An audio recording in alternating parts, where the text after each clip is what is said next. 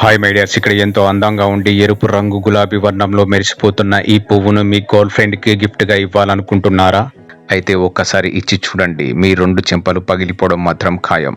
ఈ పువ్వు పేరు రఫ్లేషియా. దీనికి మరో పేరు కూడా ఉంది, అదే శవ పుష్పం. ఇది ప్రపంచంలోని అతిపెద్ద పుష్పం.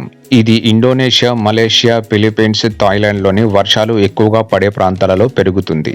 ఇది ఒక పరాన్నజీవి మొక్క. పేరుకే మొక్క గాని దీనికి వేర్లు గాని కాడ గాని ఆకులు గాని ఏమీ ఉండవు. దీనికి ఉండే టెట్రాస్టిగ్మా అనే తీగలను భారీ వృక్షాలలోనికి జొప్పించి వాటిలోని పోషకాలను తీసుకొని పెరుగుతుంది. ఇది 3 నుంచి 4 అడుగుల వ్యాసార్థంతో 10 నుంచి 12 కేజీల బరువు వరకు పెరుగుతుంది. ఈ పువ్వు వికసించడానికి 9 నెలల సమయం పడుతుంది. వికసించిన తర్వాత ఇది కుళ్ళిపోయిన మాంసపు వాసనను వెదజల్లుతుంది. ఇది ఇలాంటి కుళ్ళిపోయిన వాసనను వెదజల్లడానికి కారణం ఈగలను, దోమలను, వివిధ రకాల కీటకాలను ఆకర్షించి ఆ పువ్వులోని పరాగ సంపర్కం జరిగే విధంగా చేస్తుంది.